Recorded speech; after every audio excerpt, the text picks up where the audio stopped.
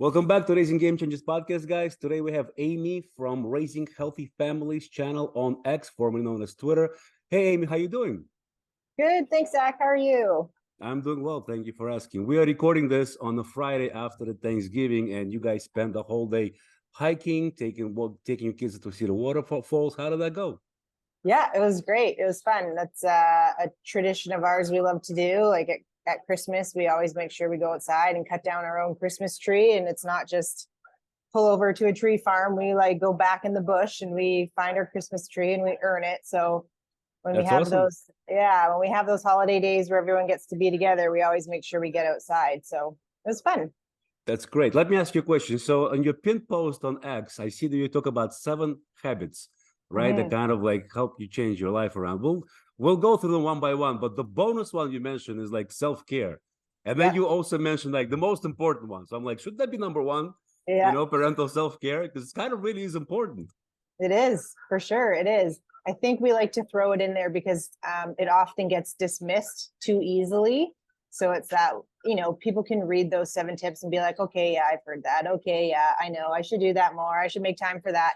But then when they hear the self-care, they're like, wait, what? Like it has a stigma about being selfish if you take time away from your family to take care of yourself, especially when you're a parent and you're a busy parent already and now you're going to take an hour to go to the gym, to meditate, to journal, to sit outside in a little bit of solitude and think, be with your thoughts. Like it often gets viewed as being a selfish act when I we're trying. couldn't I couldn't agree more with you. I'll tell you, for me, starting to meditate, by the way, I only started doing it. I'll tell you the story why. But when I started meditating, I became a better parent because I'm a lot more patient with my kids now. I Yes. used to be, like hot trigger guy, fly off the wheel, and hate myself later for it because I would yell at them and I'm like, oh no, what did I do? So starting my day with meditation, I'm so much more patient now, and exercising also. So it makes you the self-care, like you talked about, makes you a much better parent in the long term, For you know. sure. For So sure. what would you say like the pillars of raising healthy kids would be for you? Like what would be the top, let's say, 5 things? um well, we have probably 4 main ones that we really focus on, and that is nutrition and movement, fitness, self-care, and then family time. We would That would be say, five. Yeah. yeah, that those are huge pillars for raising a healthy family. Let's talk a little bit about nutrition because one of the reasons I love your channel and started following you is because you, like me, are not afraid to stick it out to the big food industry and Mhm. call them out on the poison that they feed our kids. And I hate them for it, but they disguise it as nutrition food, and you are one of the rare people that actually call them out on that. You also call out parents that if you start eating the shit you call breakfast, you call it dessert, but it's like their bagels and this juice, orange juice, which really is just sugar in a can. If you think about what Yeah, orange juice is, and if you yeah, replace it with healthy breakfast, which should be like protein based, then you're gonna have a much better day and a lot less fat to deal with. So let's talk about nutrition for kids because um I have a lot of questions about like what is your nutrition idea for kids? What it should be. I definitely agree with you, it shouldn't be vegan. That just yeah, makes no sense to me. yeah. You know? Kids' bodies are growing and developing at such rapid speeds compared to adults. So if we're to deprive that body all of a sudden of some pretty nutrient dense foods, which, you know, a lot of time it's protein. People raise Yeah. their kids vegan or vegetarian, and that's removing the protein. But protein has been proven over and over and over again to be so nutrient dense, exactly what those little bodies need to, develop their brains, to develop their muscle tone, to develop their bodies. And if we're just eating fruits and vegetables, you're not getting that supplementation from anywhere else. And it's hard to find an adult vegan or vegetarian who gets the proper amount of protein from an alternative source. So you can only imagine that we're now talking to their children and it's about the same. But I couldn't yeah, agree more. I have yeah. friends that are forgot what it's called, that term, what they're vegan, but they also eat fish, right? So Oh it's yeah, not pescatarian. pescatarian. That's right. Yeah. So now the kids are being diagnosed with all kinds of problems. They have B12 deficiencies, B6 deficiencies, and I already stopped talking to them about that because I used to always be uncomfortable at the end. But at For this sure. point, I'm like, aren't you seeing it for yourself? Like, does anybody need to tell you this anymore? Like, you kids are really, they're tall, bone thick, like they're very thin, and now their bones have problems because they don't eat the proper nutrients. And For like sure. one of the superfoods, right, is liver. Do you guys eat liver? We do. Well, so our story is a little different. We've recently moved into a trailer full time with our family, and we're originally from Canada, but right now we're down in the States, just sort of traveling around. So when we were stationary in our home, we had a deep freeze. So we were able to buy a whole cow, and we would get the liver and the organs. And I think it was actually John Constance off of X, Twitter, that suggested chopping it up into bite-sized pieces and then just freezing it in the freezer on a cookie sheet on parchment paper. So you could just take it like a pill, because he's like, there's hardly any way to dilute the flavor of liver. It's pretty potent. Not many people enjoy it. So we actually did that, and you could do like 3-4 pieces at a There, time in your mouth. there is a way, actually. Have you heard of Ben Greenfield, the fitness Yep. guy? Yep. So Ben actually taught me an amazing recipe that we cook and kids love it. So what you do is you take a liver, you chop it up, right? Then you put it Yep. into like Ziploc bags and you saute it with freshly squeezed lemon juice and you put it into a fridge and you leave it there for a day or two. So the Yep. lemon juice gets all that yucky flavor out. And what you do, you take it out and you could use breadcrumbs. We don't use breadcrumbs. We use what do they call that? The flour from the nuts. Coconut Basically, no, not flour? flour, Oh, not walnut flour that my wife uses, and she just rolls yeah. it around and fries it. So they come Yeah. out like chicken fingers. So Okay. there's no taste of liver at all. They taste like chicken fingers, and Okay. it makes liver with that. But first, spend 2 days in the fridge in the lemon zip with lemon squeezed fresh squeezed lemon juice in a Ziploc bag. So it Nice. And gets your kids all will the eat it. yeah, the kids don't even know it's not chicken. Wow, that's great. Yeah, we We'll tell have them to try later. that. We tell them Yeah, later that yeah. was liver. We don't tell them beforehand because beforehand, once they know it's liver, they don't want to eat it. Oh, So we yeah. just tell them with chicken fingers, they gobble it up, and then later, like, that was liver. We're like, what? Yep. Yep. So Oh, we'll yeah, have to try that. I've learned that from Ben Greenfield, which he's got an amazing cookbook out, Yeah. Yeah. We're and right now reading his parent book. that's It's an a amazing stuff too. Those it's interviews an are awesome. encyclopedia, but it's a good one. It is. It really is.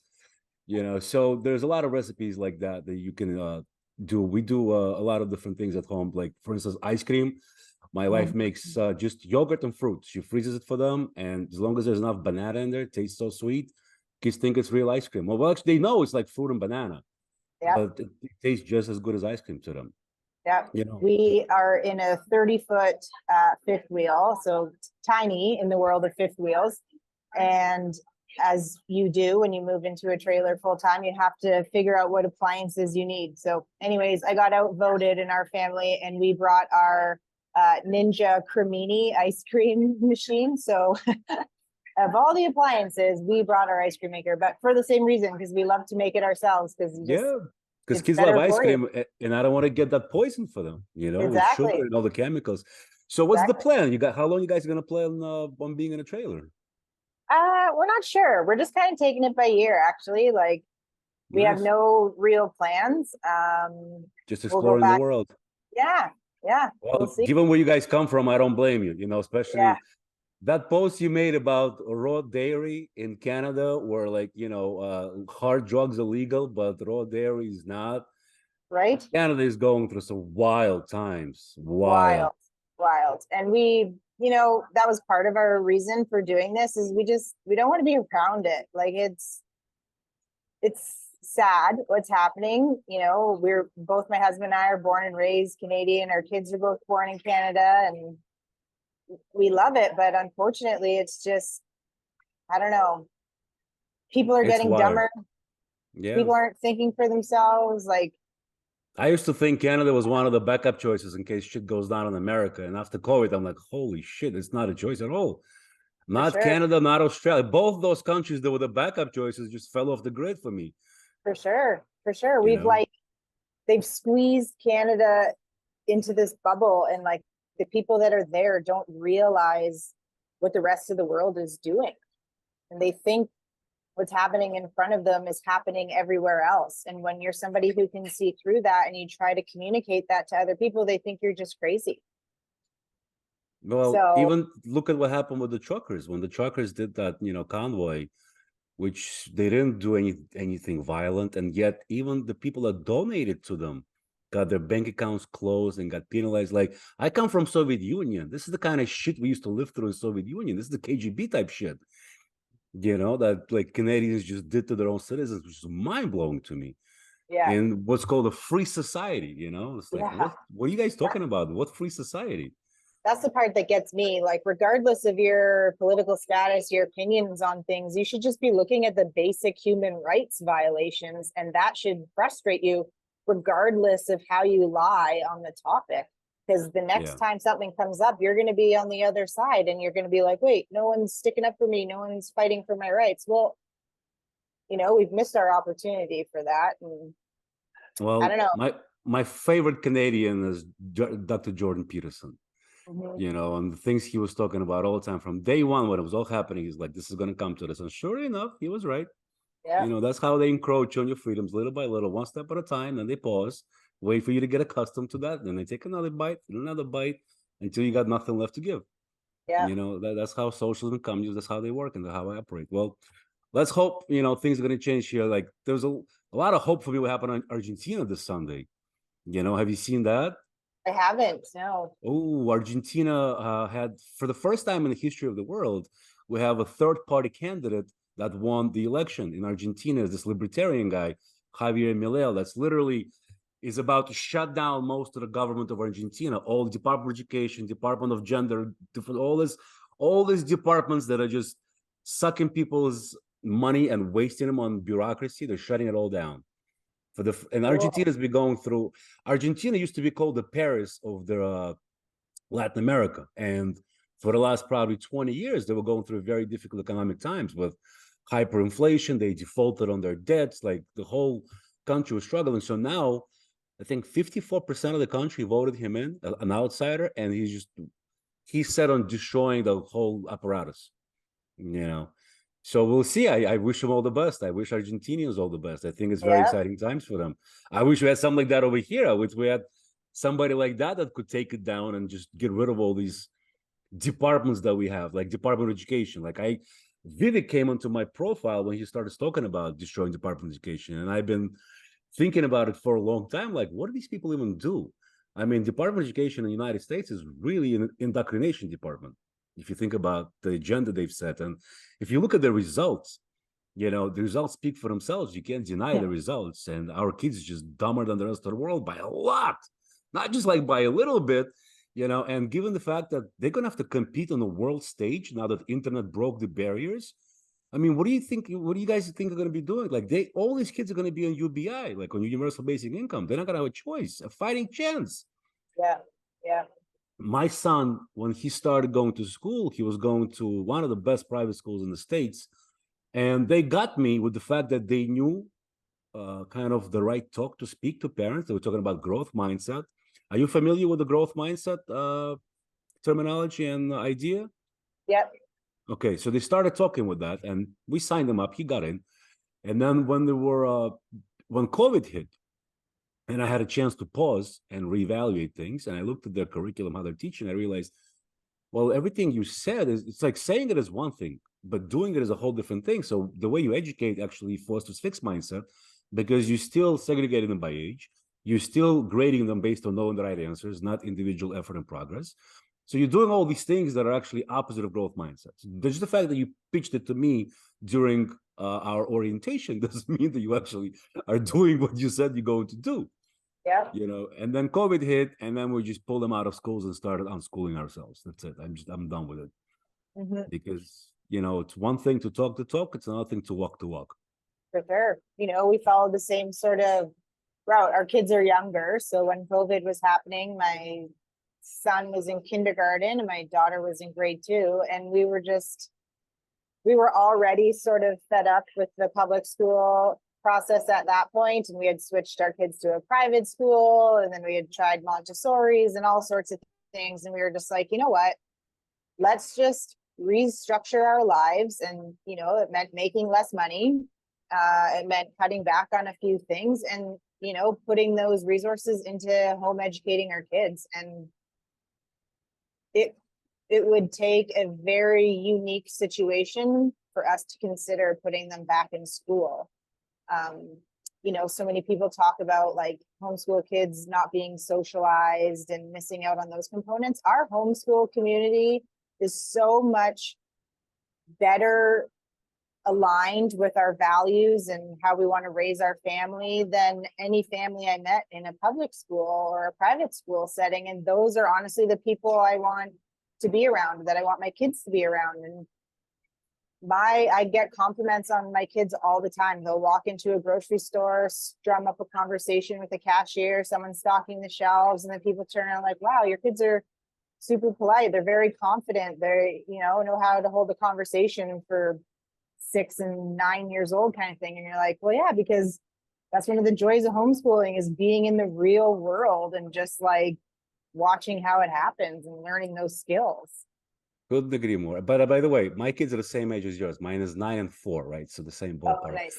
And two things I want to say about that in terms of socialization. First, maybe that was true prior to the internet era, but now like local Facebook groups make it so easy for me to set up meets in all those unschooling and homeschooling communities. So my kids are always, right now, they're on the pond with other kids skating, and my daughter just started to learn how to skate.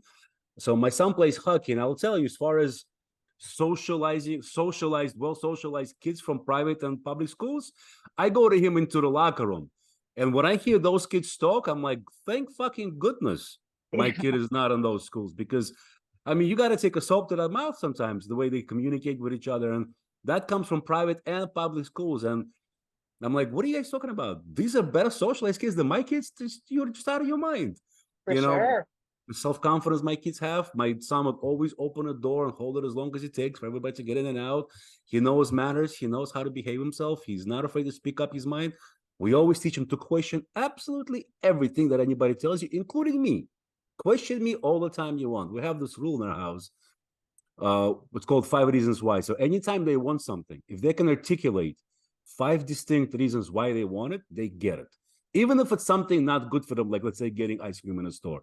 Because to me, it's much more important to foster that critical thinking skills than even that negative setback of having a little sugar. So it's kind of like, all right, 2 steps forward, 1 step back approach, you know? So as long as they can articulate 5 reasons why, and with age, the criteria for the reasons go up.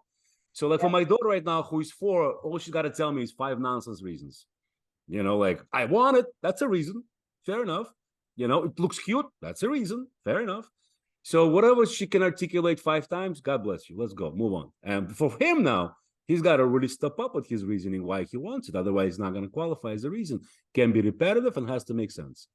You know, so this way, when they're like, for instance, being coached a lot of times told me, Zach, like, I got to explain shit to your son, not just what to do, but I got to explain to him why. I'm like, sorry, coach, that's how we raised them. You can't just tell him what to do. He's got to understand the reasoning behind it, or he's not going to do it. Yep. You know, he tells me he's the only kid that I have to explain things why. In terms of everybody else, just, all right, I need to be coachable. I'll do what the coach says. My son is like, I'm coachable. I'll do what the coach says, but I got to understand why I'm doing this. Yep. You know, and there's your difference.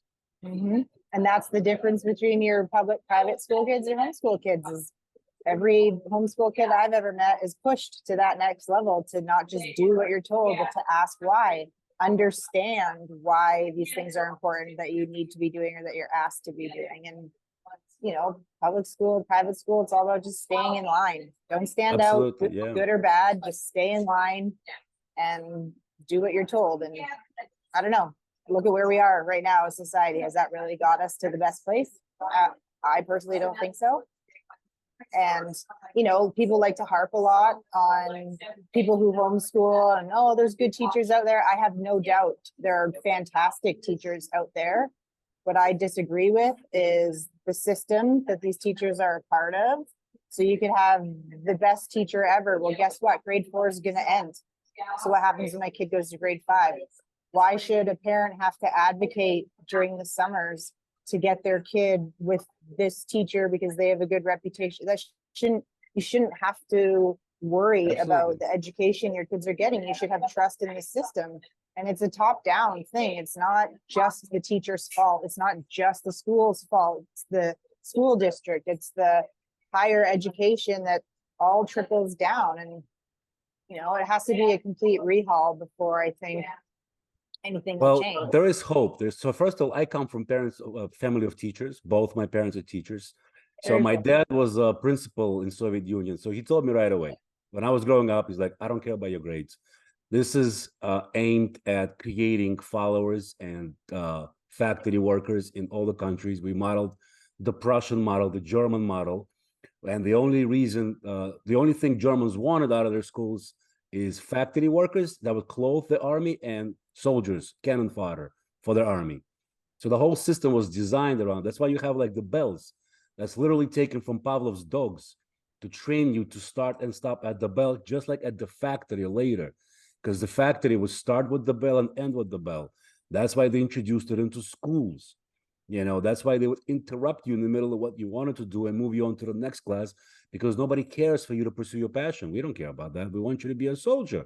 We want to train you to do shit on our terms, on our time. And we don't want you to actually think for yourself. That's against our agenda. That doesn't work for us.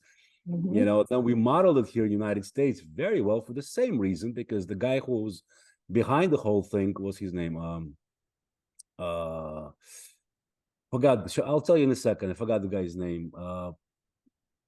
One of the robber barons, I think. So the founder of the Board of Ed, who pledged by this term today would be about $6 billion into the Board of Ed. He said this famous phrase that I do not want a nation of free thinkers. I want a nation of workers. I just forgot the name of the guy who said that. So it was financed on purpose, this designed this way. It is not a coincidence. And the system works very well as designed, if you think about it. They're really succeeding at that. It's not like, they're just designed well and it works gangbusters. And one of the shockers to me was, because I kind of sent my kid to a private school, was learning that Elon pulled his kids out of private school and started his own school. And I'm thinking, like, with all the shit this guy's got going on, with the SpaceX and the Neuralink and to Tesla and all the things he's doing, he had the time to actually go, like, whoa, whoa, whoa, whoa, whoa. This is not education. I got to do it myself.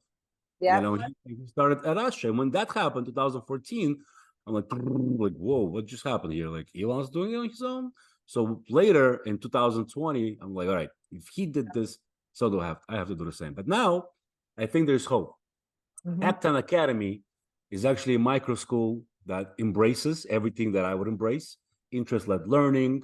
There's no age segregation. There's no standardized test. There's no grading for knowing the right answers. Everything is from growth mindset. They have the hero's journey. Everybody embraced entrepreneurship. And they had already 18,000 applicants to start their own academies in the United States. They're right now at 300 locations. I think they're going to be on pace to be at 1,000 locations in a couple of years. So that's a lot of hope for me. I'm like, if there's going to be an Acton near me, my unschooling career is at that ends. Yeah. Finally. I don't complain I took on this, but it's not easy. Having kids at home all the time. It's a lot of work. I have to think through what they're going to do the next day. They're always here. Annoy the fuck out of me sometimes, obviously. They'll get to me. And I have to do a lot of exercise helps a lot. Meditation helps a lot. Going out for walks with them helps a lot. But they'll still get to me. There'll still be a point in the middle of the night where I'm like, leave me alone for 10 minutes, please. Yeah. I need some space here. That will happen. No matter what you do, that will happen. So if Acton comes near me, I couldn't be more excited about it. So there's hope. There's also, when it comes to higher education, which completely is no longer even education, it's just pure indoctrination at this point. There's also hope. There's University of Texas, Austin, that's being opened up. It's being opened up by entrepreneurs that are actually taking reins back, and they're bringing real world knowledge into university. So where you're going to be encouraged to ask questions, you're not going to be studying dumb subjects. Like, I'm a college dropout because when I went to Pace University with full scholarship, because I had mandatory requirements, I had to take oceanography, where I had to learn 7 types of rock. And at the same time, I'm working at Goldman Sachs, downtown Manhattan. And I'm just sitting there thinking, how much time am I wasting in this classroom right now, learning 7 types of rock? Like, how is this ever going to be useful to me in my life? How Yeah, do I don't even care for 7 types of rock, you know? So I dropped out 2 years into it because I thought it was the biggest waste of my time. for sure. For And it sure. really was. It was. My husband and I both have a few degrees from university, and I can think 1 year of my second degree, I felt like I was learning things that I valued. And honestly, if I had probably just entered the workforce, I would have learned those things anyways. Not only you would have learned them, like employers, they gauge your education as a benchmark to see if you can actually learn. But we don't think you've learned anything. You know, when I was working at Goldman Sachs, actually, one of the biggest eye-opening moments for me was I was in a meeting with my mentor, and he's like, Zach, come in, I want you to see this. They just hired their next batch of MBA grads from Wharton, from Harvard, from Columbia. And the first meeting speech, he told them, like, everything you've learned in those schools, you can forget it. It's not applicable here in IDB, which is investment banking division of Goldman Sachs. I'm going to teach you the ropes now of real M&A. Everything you learn in school is just that's how we benchmark your ability to learn. But the knowledge itself is useless. And I'm sitting there, I'm going my second grade in Pace University thinking, what the hell am I doing?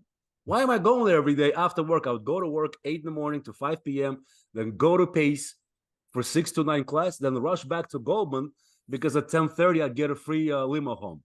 If I stayed there till 10:30, it'll give me a ride home to Brooklyn. So like I'm sitting there thinking, why am I wasting my time every day in this college when literally this guy's saying everything you've learned, you can forget it here. Yep. And these guys are way above me. You know, they're already grads from MIT, from business schools of Harvard. I'm sitting there Yeah. like, what are you talking about? What university? You're lucky you had people tell you that. So many people go through the system, get into the job, and realize it themselves, or I don't know, lie to themselves and never Yeah, realize it. But it's probably a lot of struggle to realize that after you put in so much time and effort and money, and then you have to realize it was all a waste, actually counterproductive. Like that's it's a lot to handle. for sure, especially because you're fed the narrative, just follow these steps, And go you'll be to high okay. school, get good grades, exactly, and you'll be fine. That's what people do. That's how you find success in the world. And it's, I don't know, that's also what I enjoy about like Twitter and X is that there's so many people on that platform that have debunked that narrative. They are Absolutely. finding success in many different ways that like you wouldn't know about unless you were in this like online world, you know? I think if you guys stick with what you're doing consistently, in a couple of years, you'll find yourself exactly there, if not now. But because X is the future, Elon is going to crush every other platform. Right now, the Gronk is coming out. Yeah, and by the way, I wanted to ask you about your take on the AI, but right after this little passage, like I think X is going to crush every other platform simply because there's something to be said about true believers. And Elon surrounds himself with true believers. He could not do any wrong by me. I don't care if he does for the rest of his life, he can fuck up. Just saving free speech for me is more important than anything he can do wrong. And people don't understand that about us. The reason why we love him so much is like he can do no wrong by now. That's it. After Yep. this, what he put himself through, he didn't need this. Mm-hmm. He could have been the richest man in the world, just flying his rockets into space, you know, Doing building his own thing. Teslas. Yeah, Yep. he didn't, need this headache that he's putting himself under, but he Yep. did it because he realized without free speech, our whole society is doomed. And like, look what happened during COVID when so many people got the shots they didn't need to get because people like the Jay Bakhtakhariya from Stanford was silenced because doctors like Dr. Malone was silenced. Like these silenced these doctors to push through this fucking medicine that nobody even need, or at least most people didn't even need. To this day, it enrages me when I see commercials to inject it to kids. Why would you do this to kids? They're not at any risk from that. Yep. Yep. But now let me ask you this. So I was going to ask you about AI, but now that we're on this topic, I wanted to ask you about breathwork. Because during COVID, I've discovered Wim Hof's breathwork. And the reason how I discovered it because I was looking for ways to immunize myself against any respiratory illness. And I found Wim Hof who actually injected Ebola in himself and beat it on purpose to prove that immunizing your immune system through breath work and through cold exposure could be so potent that it even can overcome such a deadly pathogen as Ebola. which to me Wow. was like, yeah, you didn't know that? I didn't know that. No, that's very crazy. Cool. Very crazy. That's how I started learning about breath work. So I wanted to ask you, what do you guys do with breath work? If there's a protocol you do with kids, if not, we can pick it up another day. Yeah. We're still pretty basic with the kids. We do a lot of regulating our emotions through our breath. So if the kids are getting too hyper, getting, frustrated, angry with some homeschooling things, we always remove them from the moment. So for us, it's at a table where they do some homeschool. So we say, why don't you go to your room for a second, and they will focus on their breath. 5 breaths, 10 deep breaths. And it's not just like they know to like breathe in through your nose and out through your mouth, like you're pushing through a straw. So we're kind of there with the kids. It's exciting because we see them do it often without any prompt. So you can just observe them in a moment with their friends, and they can step to the side and you can see them taking 5 breaths on their own and then coming back to the group, which for us is the message. We just want you to know that you have the tools to help yourself through moments. And if one of those tools is breath work, then let's practice it. Jeff and I are still learning ourselves a lot of these things. Well, then I'm excited that I'll be the one to tell you to look into the Wim Hof breathing. It's basically, there are many other versions of that, hypoxic breathing, tumo breathing. But what it does is you just pump oxygen into yourself. So you inhale fast and deep and exhale not a lot. So you pump oxygen, then you exhale all the way and you hold. So now you kind of like teach your body to leverage the oxygen that you just pumped throughout your body into it. So this is what the deep divers do. When the deep divers dive into the ocean and they take like ridiculous 5-6 minute dives, 7 minutes sometimes, they use the oxygen that's throughout their body, not just in their lungs. So that's the same method, the same idea. And combine that with cold exposure, you really weaponize your immune system, to be. So look into Wim Hof, him beating Ebola virus on purpose, by the way. And another thing is, when scientists would call him like a freak of nature, there is a great antidote to that, because he's got a twin brother. It's like, you couldn't make this shit up. It couldn't be even better. He's got a twin brother who does none of these things, who's susceptible to every disease possible. And he's this guy who does all this stuff. He even climbed Mount Everest wearing shorts and with no oxygen tank because of his breath work. Yeah. If you'll see that picture after we're done, if you Google Wim Hof and you Google Mountain Everest, this is the most mind-boggling picture, because those guys, they're all wearing, super suits. And they're wearing those gigantic tanks of oxygen. And then you see Wim Hof climbing with shorts, like a little stick and slippers, not even like boots. They call him the Iceman. His story is phenomenal. He's been many times in Joe Rogan. I love his podcast with Tom Bilyeu, where they go deep into the work and how it works. But to me, I started my kids on this breathwork cycle because right now, look, we're faced with this. Chinese have now new virus in the last few days that's targeting specific kids now. So they have some kind of pathogen that's spreading pneumonia in children in Beijing. All their hospitals all around. So right away, I see it on the news. I'm like, breathwork, here we go. Let's go. Twice a day now instead of once a day.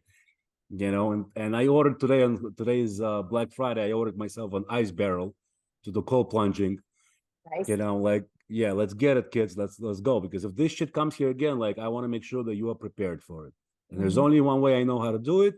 It's breath work and cold exposure. This is the only way I know. None of this medical nonsense. I will never inject it into you in my life.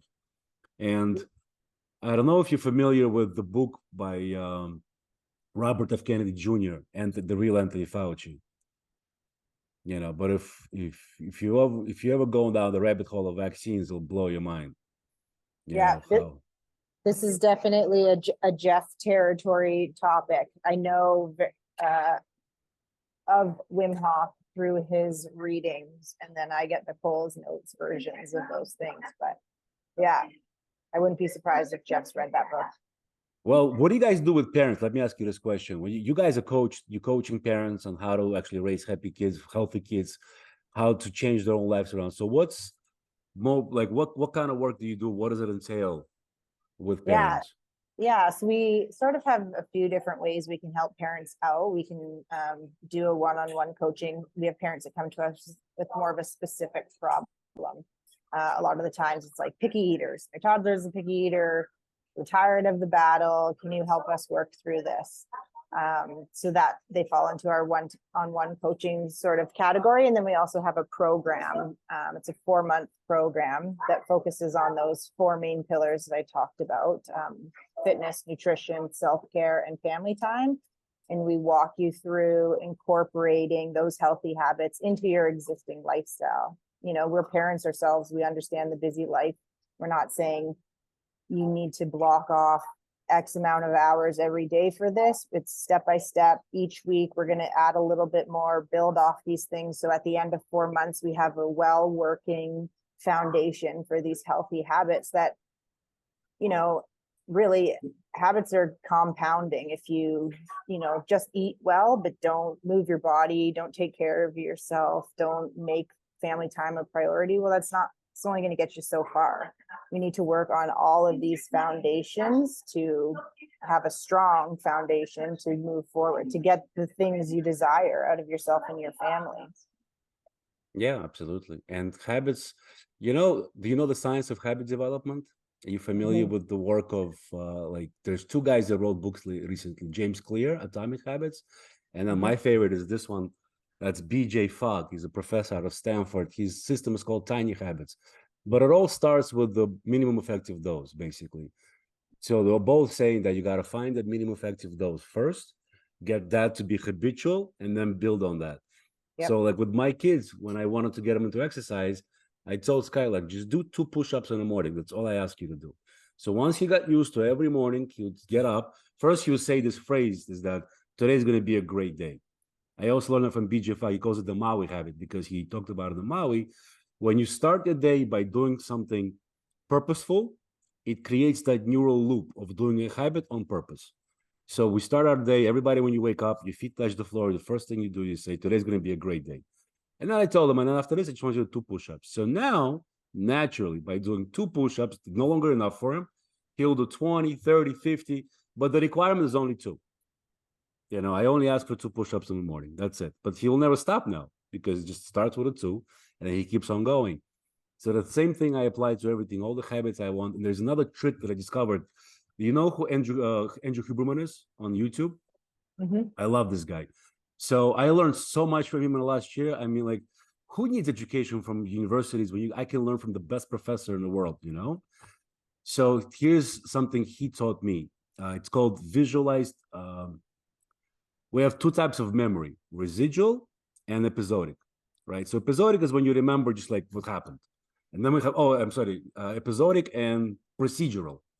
And procedural is like steps to like, I got to start my car. So I got to get in, put the key in, turn the ignition on, press the brake, that's how I start my car. So that's procedural. So when you visualize procedural, anything you want to do, let's say you want to develop a habit of exercise. So when you sit down, you just visualize yourself doing it one time. And that means doing everything, like getting dressed, putting on your sneakers, right? Walking down the steps, walking outside, right? Like every step by step, you visualize it one time. It moves the likelihood of that habit becoming a habit from unlikely to moderate to highly likely, just one time. If you do this visualization 2 or 3 times, you're almost cementing it. You can look it up. There's a beautiful thing about Huberman. Somebody created Huberman.ai. Maybe not .ai, but it's basically an AI bot of everything Huberman ever said. So you can now you can just search and it'll tell you which episode and which minute of the episode to go to listen to the topic you're interested in. Wow. Yeah, somebody did the whole work of creating Huberman AI. Yeah, so now I use it all the time. Anytime I want to find something, I'll just use that tool to find it, and then I go to the actual episode and listen to the stuff because he's got so much out there. So visual procedural memory technique is extremely helpful when you want to develop habits. And with kids, I just gamify it. It's like a game we play with them. I tell them if they do this and this happens, like I just make it into a game, so they do it without realizing that what I'm actually doing is I'm making sure they develop this thing into a habit. Yeah. What is your take on AI and what's happening with artificial intelligence revolution that we're witnessing right now? I don't know. I don't know if I've really formed a whole opinion on it yet. We don't use it ourselves. I don't know. The few podcasts I've listened to sort of take a more cheeky approach, and they say, like, be polite. Like, if you're going to use something like Chat GPT, make sure you're saying thank you and please, because one day these things are going to be coming after you, and if they remember that you're polite, it might work for you. So I don't know if I believe all that. I think that's because it's us projecting our own feelings onto something that doesn't have feelings. yeah, It's like humans being humans. We think it's going to be like us. Why? yeah. I don't know. I think, I don't know. I just think more synthetic involvement in anything isn't good. I hear you. I hear you. The only thing is, I would say, like, you know how they say that AI will not replace you. Humans who use AI will replace you. I feel like that is actually true. So I feel like getting kids to know how to leverage AI from an early age is going to be vital for them. It's like, imagine today, somebody who doesn't know how to use internet. Not going to get very far, probably, right, in life. Yeah. So I think AI is the new internet. So we have to kind of like figure out a way to find a healthy balance between god awful screen time, which is terrible for them, in terms of addictions, in terms of especially social media, right? Yeah. Like, we have a rule with our kids. We work with kids on our entrepreneurship program. What we do for them, they create content, because media is one of the biggest leverages a business can have, but they don't get access to their social media accounts. We have a VA in Philippines that posts that access for that content for them. Like, my son has an IG channel. He's got 1,500 followers. He never has access to it. It's we that post the content for him, right? Or a VA that we have working for us that does when we don't have time. But he does look at the results in terms of lead generation, in terms of how many followers he's got. Like, so we teach him the basics of business, but we don't expose them to the social media, because they're just a highlight reel feed of people's lives, which is not healthy. Yeah. No, I think that's the solution to all of it, is just that balance. And we don't preach don't. Like, our kids have screen time. We don't try to take the approach of like never, ever, ever. We understand that it's the way of their future. But yeah, I think that's all it, leading by showing them healthy boundaries. Jeff and I are businesses online, so we make a cognizant effort that if one of us is having to do work either on our phone or the computer, we're kind of just doing it out of sight. And the other one's with the kids. We don't want them to feel like we're out on a hike and we're just sitting here like scrolling, trying to post something, or, like, we want to show healthy boundaries, that we're not controlled by it. We're not that family who goes out and all four people are sitting at a table with a screen in front of their face. Like, that to me is ridiculous. We preach the other. We want to bring back that family connectedness, and that is a perfect opportunity to have those moments. Like, you're truly just wasting them. Everyone we have a phone basket in the kitchen entrance. As you come in, you got to put the phone in the basket. Perfect. And then you proceed forward. But now my son is always asking me, Dad, why are you taking so long in the bathroom? I have to explain it to him, because that's where I do my work now. So you don't see me on the screen. Yeah. It's honest answers. Like, this is why I take so long in the restroom now, because I'm on the phone answering people. I don't want to do it in front of you. For sure. I utilize my private time. Yeah. Well, Amy, this has been awesome. Thank you so much for taking the time, especially on Friday after Thanksgiving. I appreciate it. You too, Zach. Let's do this more often. I appreciate your time. I love what you guys doing. I'm a big lover of your content. Thank you. And hopefully you guys can get more and more reach. It's important, the work you're doing, and leading by example to kids and other parents. It's awesome. Yep. Thanks, Zach. Thanks for having me. My pleasure. Thank you.